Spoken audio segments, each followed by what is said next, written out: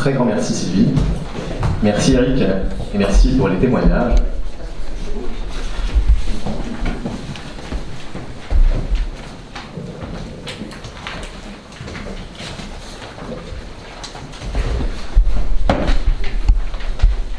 J'ai une conviction que j'aimerais partager avec vous ce soir. Cette conviction, c'est qu'on a tous des super pouvoirs. Et ce soir, je vais vous parler de super pouvoirs qu'on ne voit pas forcément au premier regard. Des super pouvoirs qui se cachent dans notre univers intérieur. Alors Sylvie a dit quelques mots sur moi. Je connais beaucoup de visages ici. Moi, j'ai un parcours de consultant en organisation et en stratégie en entreprise depuis 15 ans. De coach en entreprise depuis 5 ans maintenant. Et puis une double découverte, voilà 5 ans également, c'est le MBTI, type psychologique, et puis la mindfulness. Et mon intention ce soir, elle est double. Mon intention ce soir, c'est partager avec vous cette double passion, l'éthique psychologique et la mindfulness. Une sorte de cadeau qu'on va explorer pendant 45 minutes. Et pendant ces 45 minutes, je vous propose d'explorer tout simplement comment la connaissance de soi, je pourrais dire l'éthique psychologique, pour certains le MBTI, pour d'autres outils, et la conscience de soi, la mindfulness, nous permettent de mettre des mots sur ces super pouvoirs, de les faire émerger, de les apprivoiser.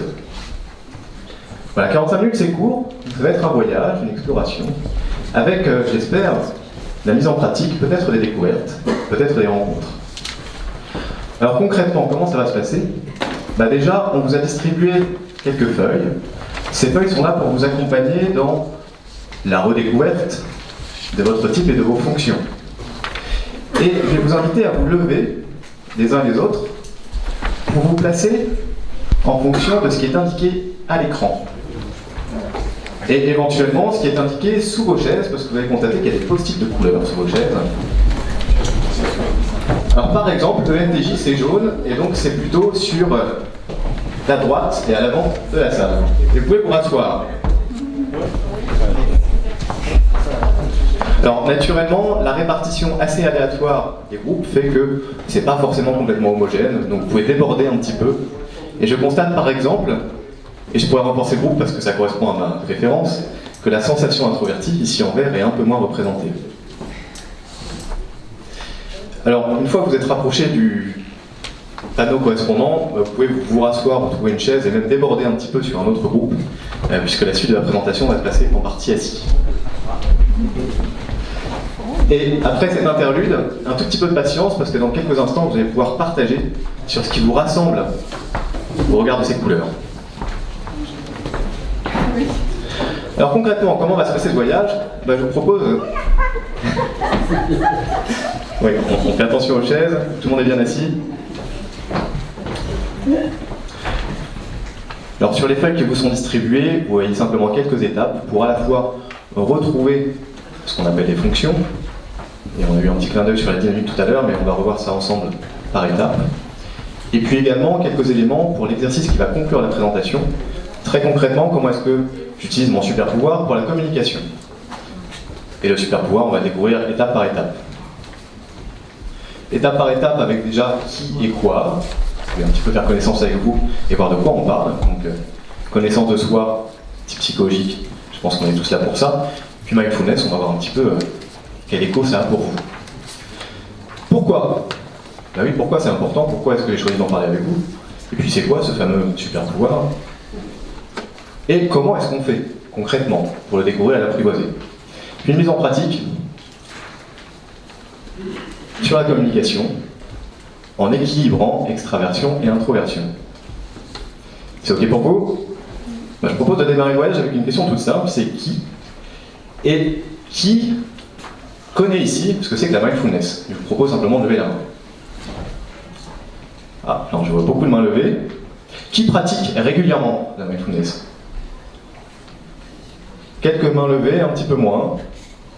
Bon, pour qu'on soit tous à peu près alignés, je propose de partager sur le quoi, de voir concrètement de quoi je parle et de quoi on parle quand on parle de mindfulness. Un terme dont on entend de plus en plus souvent parler. Et je vais me référer à un certain Christophe André, un Français, psychiatre, mais également psychothérapeute, qui a beaucoup parlé de la mindfulness et notamment dans le champ thérapeutique. En français, mindfulness, on dit pleine conscience. On dit aussi pleine présence, présence attentive, présence ouverte, pour parler français. Mais plus précisément, de quoi on parle? La pleine conscience, c'est une qualité qui émerge quand on tourne intentionnellement son esprit au moment présent, ce qui se passe ici et maintenant. Par exemple, le vidéoprojecteur qui s'arrête, qui va se rallumer dans quelques instants, c'est magique, regardez. Alors il s'allume. Alors, s'ouvrir à l'expérience de l'instant présent, ça avec une posture d'ouverture et 3 éléments clés. On va le faire déjà sans filtre, donc j'accueille tout ce qui arrive. Par exemple, une anomalie informatique, et puis le fait que parfois par magie ça réapparaît. Sans jugement, je ne juge pas si c'est bien ou mal, bon ou mauvais, j'accueille avec ouverture. Et enfin sans attente, alors parfois on peut espérer et attendre que ça se rallume, mais de fait la posture de l'inconscient c'est accueillir tout ce qui vient, quelle que soit la perception. En synthèse, pour faire très simple, je veux dire, la mindfulness, c'est la gestion de son attention. Qu'est-ce qui se passe ici et maintenant? Et quand je dis ici et maintenant, il y a le lieu, ici, et à l'instant, maintenant. Ce fameux instant furtif qui, parfois, s'échappe. Pourquoi je vous parle de ça, ici et maintenant? Je vais vous proposer une expérience très simple, pour laquelle j'ai besoin d'un accessoire. Ceci. Alors certains reconnaîtront ma préférence sensation, peut-être. Et je vais vous proposer, là en ce petit moment, ce jeudi soir, une courte parenthèse avec une consigne, de choisir une pensée, celle que vous voulez. Alors ça peut être ce que vous allez faire ce week-end, ce qui s'est passé ce matin, au choix, je ne vous demanderai pas laquelle. En revanche, ma consigne toute simple, c'est de rester sur cette même pensée pendant 45 secondes, à mon signal. Et c'est maintenant.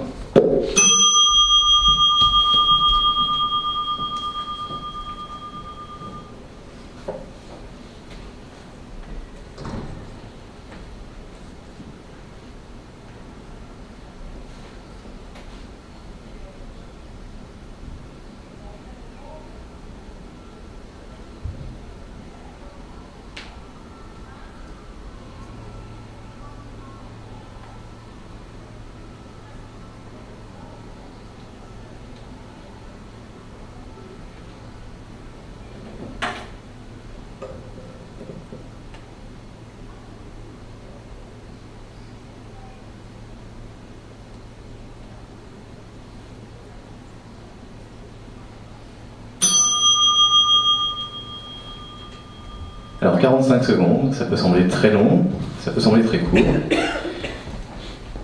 En débriefing, je vais demander simplement qui a réussi à rester sur la même pensée pendant 45 secondes.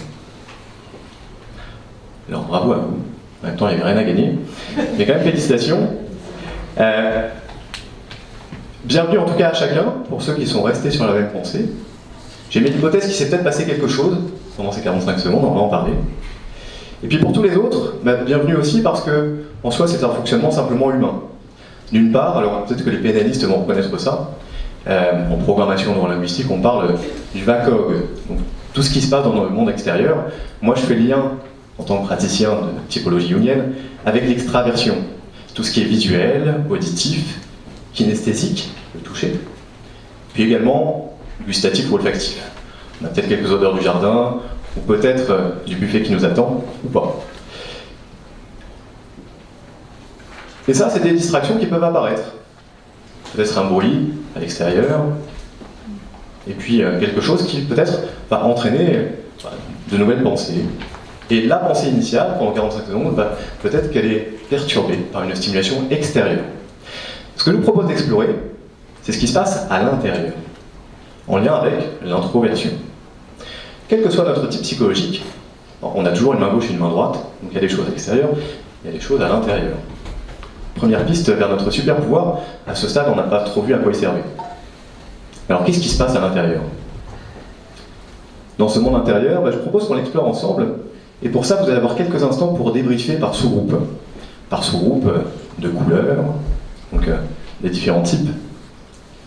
Et je vous propose de découvrir ensemble ce qui vous rassemble. Alors vous allez faire ça debout, et vous avez un échange libre de 2 à 3 minutes, pour voir les points communs entre vous par rapport à cette expérience de 45 secondes. Qu'est-ce qui s'est passé? Qu'est-ce qui a fait que vous avez réussi à rester ou pas?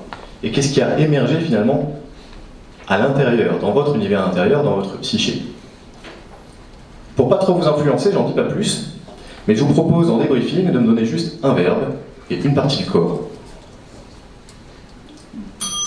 Et c'est parti, donc je vous invite à vous lever, à vous mettre par groupe de 3 ou 4, et surtout par rapport à votre type, si vous vous rappelez les différentes couleurs qui vont bien. Alors on va commencer à débriefer ensemble, et je vais faire passer le micro dans chacun des groupes. Donc je vous inviterai simplement à me rappeler votre couleur et vos éléments de débriefing. Et au hasard, je vais commencer par le vert.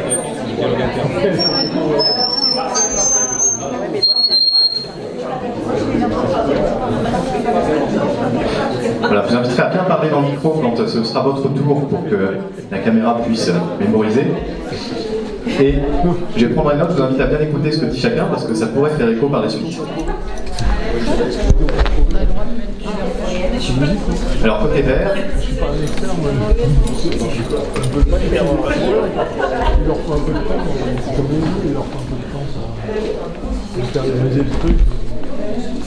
C'est à vous. Alors on a eu un peu de mal à trouver un consensus en fait. Un petit peu désolée. Et tout va bien. Voilà, donc je sais pas, il y a 2 personnes qui parlent plutôt de partager. Moi je suis plus sur se remémorer, mais... Ok, très bien.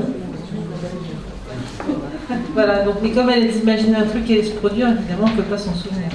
Alors on essaie de rester dans le ici et maintenant. On verra qui. Et alors la partie du corps, ce serait... Bah, moi c'était la tête. Et non, c'est la bouche. C'est la tête en même temps. C'est un peu la tête. Ouais. Alors la bouche fait bien partie de la tête. Merci beaucoup. Moi je prends les bleus. Ce qui était en commun sur les bleus, c'était le verbe, c'était fixer. Et la partie du corps, c'était la tête. Merci Sophie. Excuse-moi, j'ai vu que j'avais fait un lien sur le géographiquement, donc excuse-moi. Je partais comme ça. Je vais te donner. Merci pour la transition et puis la transmission.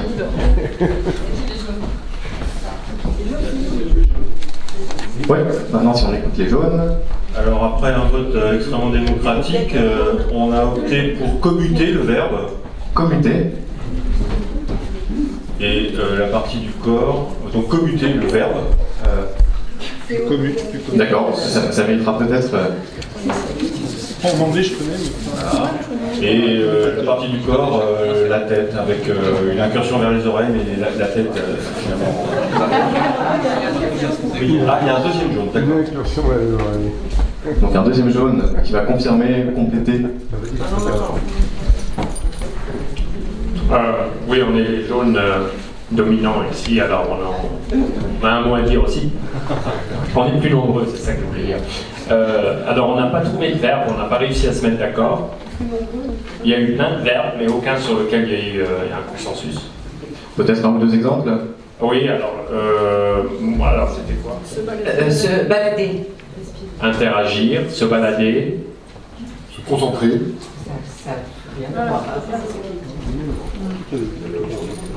Voilà. Ou alors pas de verbe du tout.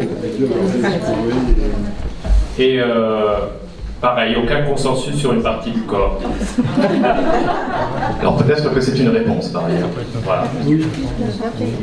Parfait, merci. Et si on conclut par un groupe qui, je crois, est assez bien représenté autour du rose. Alors nous on avait un premier verbe qui était vagabonder, donc tu avais dit plutôt Explorer. explorer.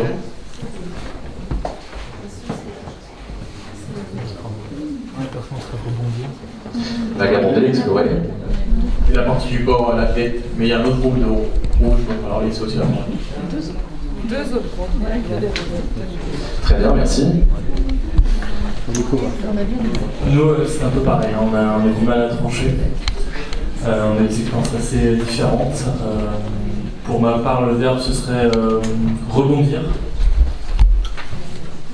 La partie du corps, la tête. Ok. Et enfin, Alors, c'est un peu confus aussi. Donc, nous, on a respirer, focaliser, cibler et rire. alors s'il devait y en avoir un, Alors, c'est pas mis d'accord. Tu vois.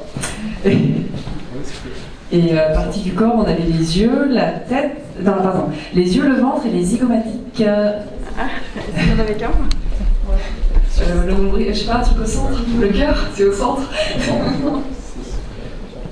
Bah, au centre du ventre.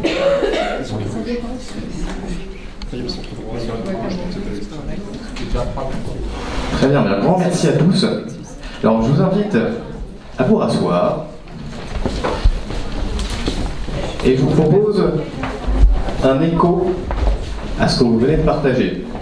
Alors qu'est-ce que vous avez partagé? Vous avez partagé une expérience intérieure en lien avec cet univers intérieur, ce monde de l'introversion.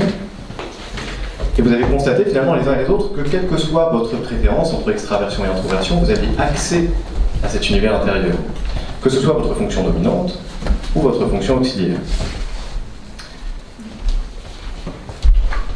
J'aime beaucoup cette citation, à la fois très simple et très complexe sur ce qu'on peut explorer, qui cherche l'infini n'a qu'à fermer les yeux. Oui, quand on ferme les yeux, il peut se passer beaucoup de choses, ou pas. Chacun va le vivre à sa façon, c'est éminemment subjectif. Et on peut mettre des mots dessus, alors c'est ce que je vais demander de façon synthétique, verbe et partie du corps. Moi je vous propose quelques hypothèses, on va voir si elles font écho ou pas, par rapport à ce monde de l'introversion. Et c'est la passerelle vers nos super pouvoirs que je vous propose, ces fameux super pouvoirs qui se passent à l'intérieur. On ne voit pas au premier regard. Mais avant de les avoir apprivoisés, je peux les appeler des distracteurs, c'est-à-dire des choses qui pop-up, qui apparaissent, alors même que j'aimerais rester concentré. J'aimerais rester présent, attentif, vigilant. Et parfois, non, c'est pas le cas, il y a des choses qui émergent. Alors qu'est-ce qui émerge? Mon hypothèse, c'est que dans la sensation introvertie, côté vert, c'est soit une comparaison par rapport à l'expérience déjà vécue. C'est ma base de données intérieure. C'est mes 5 sens, dans l'expérience, tels que je les ai intégrés et mémorisés. Et je compare. Alors je peux facilement en parler puisque c'est ma fonction dominante. Et ça fait peut-être écho avec ce remémoré qui a été proposé par un groupe. Et ça se passe dans la tête et je pourrais dire que ça se passe dans le corps dans son ensemble. L'intuition introvertie, elle aura plus tendance à converger. Chercher un sens, même chercher la quintessence. Et parfois c'est un symbole, parfois c'est une idée. Et là encore, c'est très personnel et subjectif, mais c'est une recherche parfois de symboles et de significations. La pensée introvertie, le verbe que je vous propose, c'est comprendre. Qu'est-ce que ça veut dire? Est-ce que c'est logique, pas logique? Quels sont les critères qui me permettent de raisonner? Raisonner AI. Et enfin, le sentiment introverti, lui, va vibrer. Est-ce que ça fait écho ou pas? C'est moi, et c'est moi aussi avec les autres. Comment est-ce que je me sens? Là, c'est plus un sens comme le sens profond, le sens comme la vibration.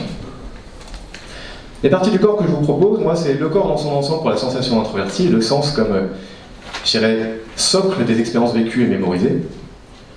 Pour l'intuition introvertie, pour moi, c'est l'intuition pure, qui se passe plutôt dans la tête, un petit peu comme ce flash lumineux, mais qui peut irriguer l'ensemble du corps.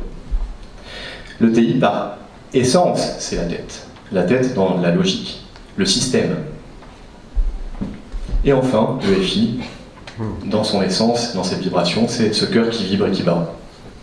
Et qui ressent, est-ce que je me sens bien ici et maintenant dans ce que je suis en train de vivre? Ou pas? Est-ce que ça fait écho par rapport à mes valeurs? Ou pas? Et si je peux faire encore plus simple avec des grandes questions, vraiment dans ce ici et maintenant, Le SI, c'est le quoi. Qu'est-ce que je suis en train de vivre, concrètement, de façon pragmatique. Et puis comment est-ce que je le compare avec ce que je connais déjà, puisque c'est un petit peu ça mes points de repère avec le SI. NI, c'est vers quoi? Où on va? Quel est le sens? Le TI, on l'entend souvent, et chez certains enfants, c'est très prégnant. Pourquoi? Alors c'est verbalisé quand c'est vraiment important, mais c'est souvent juste ressenti et pensé. Et puis le FI, je pourrais dire, c'est pourquoi, éventuellement pour qui. Et c'est plus la personne qui résonne. Mais là plutôt avec un peu. La vibration. Alors ça, ce sont mes hypothèses, chacun le vit à sa façon. Une hypothèse par rapport à des distracteurs. Mais c'est là où je vous propose une passerelle, c'est que ces distracteurs intérieurs, ce qui se passe dans ma tête, dans mon introversion, ça peut devenir un super pouvoir. À partir du moment où je constate que ça m'envoie régulièrement des messages, que ça colore ma vision du monde. La question, c'est au service de quoi est-ce que je le mets? Comment est-ce que cette vision du monde que j'ai en temps réel, qui ne se voit pas forcément, mais qui me donne des informations, je peux la mettre au service de ce qui est important pour moi. Et je vous proposerai une courte pratique autour de la communication. Pourquoi ça me semble important de partager ça avec vous? C'est qu'on constate que notre attention est en péril. Que de plus en plus souvent, alors on dit que c'est aussi en lien avec les nouvelles technologies, avec nos smartphones, avec les ordinateurs naturellement, mais aussi toutes ces tablettes et cette connexion en temps réel, presque 50% du temps, notre attention n'est pas à ce que nous faisons. Ça veut dire que depuis 19h15, il est probable que votre esprit est vagabondé ailleurs. 50% du temps, vous ne nous écoutiez pas vraiment. C'est ni bien ni mal, c'est juste une statistique mathématique. Alors pour certains c'est plus, pour d'autres c'est moins. Bon, peut-être que les pratiquants de la mindfulness étaient plus attentifs, ou pas.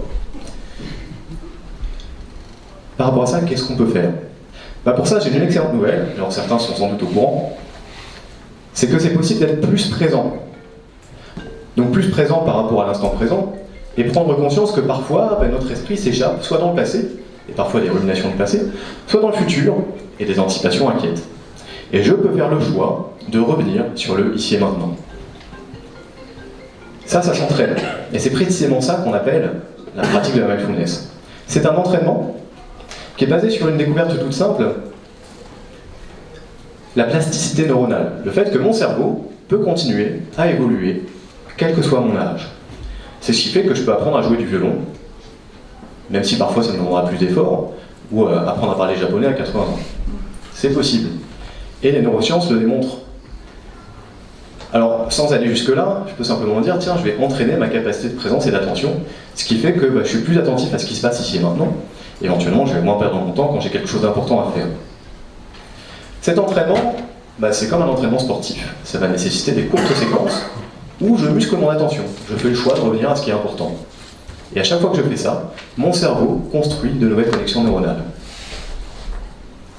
Et je peux colorer ça de mon type de personnalité. Alors comment on fait concrètement? Je vais proposer plusieurs images en lien peut-être avec vos préférences. Une première image qui va peut-être parler à la sensation introvertie. Je vais relancer mon ordinateur et rafraîchir la mémoire vive. Comme ça, il y a plus d'espace et de disponibilité. Je peux aussi me dire que mon cerveau, c'est un peu comme un vase parfois qui est plein. Et c'est pas clair, j'arrive pas à voir à travers. Eh bien, je vais laisser simplement les choses reposer et gagner en clarté. Et progressivement, ça va devenir beaucoup plus clair dans ma tête. Je peux aussi me dire tout simplement que je fais une pause. Une vraie pause dans ce système qui s'agite dans ma tête. Et puis pourquoi pas se dire que je vais prendre du temps pour moi. C'est un cadeau que je vais m'offrir de temps en temps. Et je vous propose, avec un petit regard sur la montre, de nous offrir ce court cadeau, ça va durer 3 minutes, pour nous poser ici et maintenant. Donc là encore, il n'y a rien à réussir, il n'y a rien à gagner non plus. Sinon, dans un quart d'heure, j'ai le droit de partager un moment convivial. Et je vous propose ce court voyage. Alors ceux qui sont sceptiques peuvent choisir, juste de regarder, de rester en silence. Alors je précise pour ceux qui découvrent que ça n'a rien à voir avec l'hypnose. Et si je vous donnais quelques consignes par la voix, c'est juste pour vous accompagner. Mais l'enjeu, c'est rester bien présent et éveillé. C'est OK pour chacun? Eh bien, je vous invite à vous asseoir confortablement sur votre chaise. Si possible, à l'avant de la chaise. Les pieds sont bien posés au sol. Le bassin est équilibré. Le dos est droit mais pas tendu. Et je peux imaginer pourquoi pas un fil au sommet de mon crâne qui permet de me tenir bien droit et d'observer les tensions éventuelles dans mon corps. Alors je peux fermer les yeux ou les garder légèrement entrouverts, comme vous préférez. Et je porte mon attention sur mon corps. Je relâche le cou, je relâche les épaules, je relâche les bras, je relâche les mains. Et je ressens les tensions éventuelles au niveau de mon visage, peut-être autour des yeux, peut-être au niveau de la mâchoire. Et à chaque respiration, je peux ressentir peut-être plus de détente au niveau du visage, au niveau des épaules, peut-être au niveau du bassin, au niveau des jambes.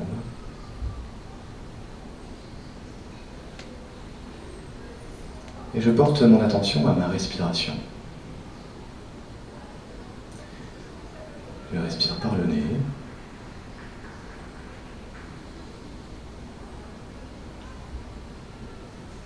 Et j'utilise ma respiration comme un ancrage pour mon attention. Et je peux observer le mouvement de ma respiration au niveau de mon ventre, au niveau de la zone abdominale.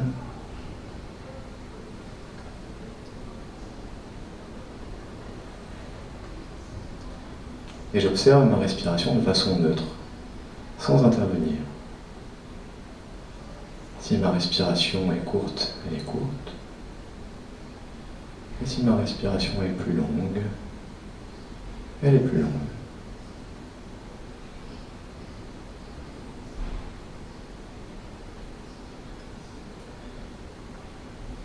Et si cela m'aide, je peux compter chaque expiration en comptant 1 à partir de la première, jusqu'à 5.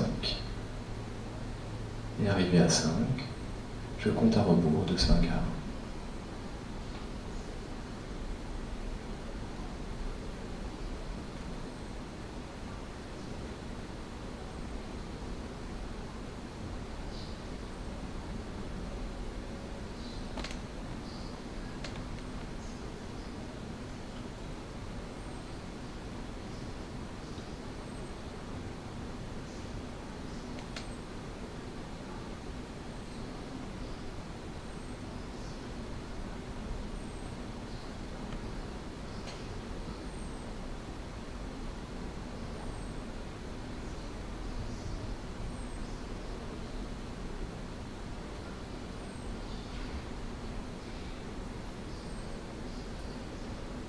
Et à chaque fois que je prends conscience d'une distraction, que ce soit un son, une sensation,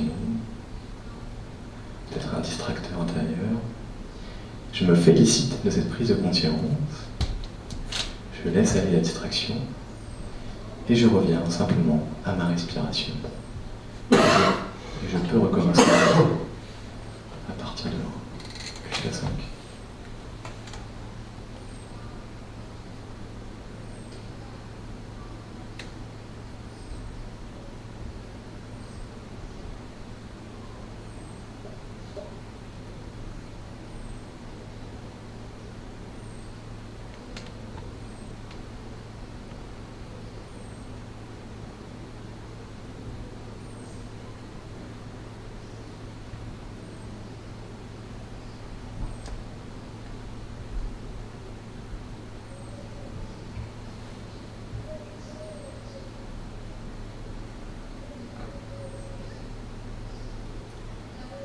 Et pour conclure cette courte pratique, je vous invite à prendre 3 grandes inspirations conscientes et accueillir tout simplement vos sensations, vos pensées, vos ressentis, pourquoi pas vos idées,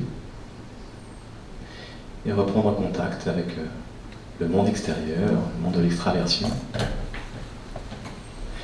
et peut-être accueillir un bâillement, pourquoi pas vous étirer si ça fait du bien. Et je vous propose encore quelques minutes pour conclure cette présentation et une courte mise en pratique qu'on pourra, si besoin, poursuivre autour d'un verre.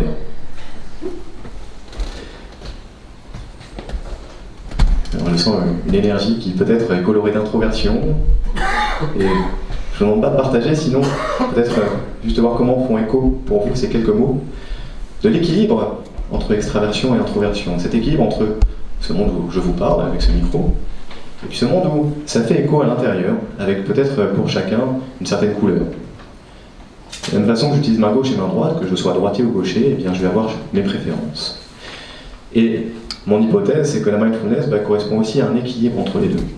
Une façon de prendre conscience de ce qui se passe et de choisir, d'utiliser ma liberté par rapport à ce qui est vraiment important pour moi. Agir en conscience. Et mêler connaissance de soi à conscience de soi. Alors, l'application de tout ça, concrètement, qu'est-ce qu'on en fait? Il y en a beaucoup. Il y en a beaucoup, c'est déjà savoir comment ça se passe concrètement dans ma tête, et moins concrètement d'ailleurs aussi, et mettre ça au service de ce qui est utile. Mettre ça au service de ma communication, par exemple. Qu'est-ce que c'est qu'une communication efficace en conscience? Alors, les consultants, managers ont souvent entendu de communication tout court et d'écoute attentive. Moi, j'aime bien parler d'écoute en pleine conscience. C'est non seulement écouter, mais écouter vraiment, éventuellement reformuler, puis être attentif aussi à ce qui se passe dans ma tête. Et je vous propose quelques mots simplement pour voir ce qui peut se passer quand parfois j'ai l'impression d'écouter, et quand j'ai l'impression d'avoir en face de moi quelqu'un qui écoute. Si je regarde ces deux professionnels de l'extérieur, ils ont peut-être l'air de communiquer. Il peut se passer autre chose dans leur tête. Par exemple, j'aurais peut-être un moment pour un café quand ils m'ont relâché. Bon, pourquoi pas? Peut-être pas complètement là. Et puis en face, ai-je bien annulé la réunion de cet après-midi? Là encore, mon esprit peut être un petit peu distrait, dissipé et s'évader. À l'inverse, j'écoute, et en même temps, dans ma tête, ce petit message, j'ai entendu ça si souvent. Dire c'est bien lui. Et puis, et là voilà qui commence avec son discours. Je suis là sans être là, et pas vraiment là. Et la communication est naturellement de moins bonne qualité. Là encore, aucun jugement moral, c'est parfois des comportements automatiques. Ce que j'appelle des distractions et une rigidité cognitive. Là encore, ça s'entraîne. Si la communication est vraiment importante, peut-être qu'il faut que je mette toute mon attention au service de ce qui se passe. Et donc en ayant conscience des automatismes dans mon monde intérieur. Alors si je mets un petit peu de type psychologique là-dedans, à quoi ça ressemble? C'est communiquer avec un équilibre au-delà des apparences, donc parler à l'autre plus que parler pour moi, et choisir les termes que je vais utiliser. Puis à l'intérieur, être dans un dialogue avec l'autre et pas seulement dans un dialogue intérieur. Et je vous propose d'utiliser nos préférences et puis nos univers avec quelques mots-clés qui vont pouvoir nous guider. Extraversion, ça pourrait être pourquoi pas adaptation. Je m'adapte à mon interlocuteur et je choisis mes mots en conscience, de façon appropriée. Et pour ça, je vais pouvoir utiliser mes préférences et peut-être les différences de préférences, si je les connais ou si peut-être j'ai quelques hypothèses de qui est-ce que j'ai en face. Je vais être aussi attentif au temps de parole. Est-ce que c'est moi qui suis en train de parler tout le temps, ou est-ce que parfois je pose des questions et j'écoute? Et j'écoute vraiment, par exemple en m'inspirant de cet autre univers, l'introversion. Derrière l'introversion, je vous propose deux choses. D'une part, l'observation. J'ai peut-être une posture qui est plus passive, mais elle est peut-être très active dans ma tête. Donc je vais essayer de dédier mon attention vraiment à la personne que j'ai en face de moi. Et pour ça, essayer d'explorer un silence. Alors un silence qui n'est pas seulement un silence verbal, c'est aussi un silence intérieur. Bon, j'enlève toute pression, ça n'existe pas. Mais c'est être à l'écoute de ce qui se passe et peut-être faire un choix. Au service de quoi je mets ces distracteurs? Est-ce que je ne pourrais pas en faire un super pouvoir? C'est-à-dire, tiens, je suis capable d'avoir un raisonnement logique fulgurant. Ou j'ai cette empathie qui est là et qui me dit quelque chose. Ou alors, là j'ai une idée. Cette idée, c'est exactement ce dont il y a besoin. Puis peut-être, tiens, ça me rappelle quelque chose. Et j'ai le souvenir qui va bien, le retour d'expérience adéquat. Donc transformer simplement mes distracteurs en super pouvoirs. Bien sûr, je peux rester en silence, mais accompagner aussi l'écoute active avec du non-verbal. Alors, là je vais me tourner vers Sophie et Sylvie, voir combien de temps on peut se donner pour une courte pratique. Est-ce que 2 fois 2 minutes, c'est possible? Oui, après, il y aura moins de questions. Mhm. Donc, on se donne ça et puis on se dit qu'on échangera sur les questions autour du buffet. Ça me semble être un bon compromis. Pensez-le si vous n'êtes pas d'accord. Alors je vous propose cette courte expérience, je pense qu'elle peut faire sens, et puis ça va permettre un moment, je pense, de partage sur ce qu'on a vécu ensemble. L'enjeu, ça va être simplement de vous rapprocher de votre voisin, votre binôme, ou pourquoi pas quelqu'un que vous n'avez pas vu depuis quelque temps, et d'échanger pendant 2 minutes, donc comptez sur moi pour être le gardien du temps, sur votre journée. Et alors au hasard, le A, ça va être la personne qui a les cheveux les plus longs, et B, les cheveux les plus courts. A va parler, et parler autant que possible en utilisant son extraversion, et donc avec une adaptation et des mots appropriés autant que possible. Bon, là, il y a peu d'enjeux. Et puis B va écouter, et donc en étant attentif d'une part à l'observation, qu'est-ce qui se passe, et un certain silence intérieur. Alors vous avez le droit de parler aussi, mais la bonne nouvelle c'est qu'on échange juste après, à mon signal, et là c'est B qui va parler, et A qui va écouter. Le thème principal c'est votre journée. Bon, ça va être inspiré par autre chose, je viendrai pas vérifier. C'est ok pour chacun? Je vous invite à vous lever, ça facilite les déplacements et les échanges. Et c'est parti pour 2 minutes. Alors, merci à vous. On va garder les mêmes binômes, mais vous allez simplement changer de rôle. Et donc désormais, c'est B qui va raconter sa journée et A qui va l'écouter en pleine conscience. Et c'est parti pour 2 minutes à nouveau.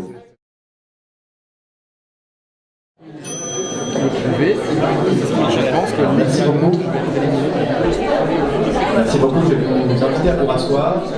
Et naturellement, vous pourrez prolonger la conversation dans quelques instants. Les retraites veulent se conformer à des directives européennes sur les appels d'offres. Enfin tout ça, le montage derrière, c'est éliminé. Alors ça va être le moment pour moi de dire un grand merci. Et de partager quelques mots de conclusion. Quelques petits mots sur ce partage des 2 passions que j'évoquais, l'éthique psychologique et la mindfulness, donc à la fois la connaissance de soi et la conscience de soi. Et ma perception, c'est que cette capacité d'attention qui est la nôtre, c'est une ressource qui est précieuse, qui est parfois un peu perturbée par notre environnement extérieur, et qu'on peut développer aussi en explorant notre univers intérieur. Donc cette ressource, la typologie jungienne, nous aide à l'apprivoiser. Pour parler avec d'autres mots, je veux dire que je peux augmenter la bande passante entre le conscient et l'inconscient, développer ce canal. Et ça accompagne aussi finalement le processus d'individuation, ce qui me permet de devenir plus complet que parfait, parce que ça me permet peut-être d'explorer peut-être par ailleurs les fonctions tertiaires et inférieures qu'on n'a pas évoquées à ce stade. Cette pratique, lors de la pleine conscience, de la mindfulness, de la présence attentive, de cette présence ouverte, favoriser cette conscience de soi me permet de prendre conscience de mes distracteurs, ces petites choses, ces murmures dans ma tête, et pourquoi pas les transformer en super pouvoir. La présence, c'est aussi un équilibre entre extraversion et introversion. Et parfois, passer en conscience de l'un à l'autre. Laisser de l'espace et cultiver plus de disponibilité pour moi et pour mon environnement. Et en ce sens, nos préférences sont des ressources, quelles qu'elles soient. Et on peut conclure sur vraiment ces valeurs de complémentarité. Quelles que soient mes préférences, j'apporte quelque chose. Et j'ai peut-être des pépites que je vais pouvoir révéler. Je vous dis un très grand merci.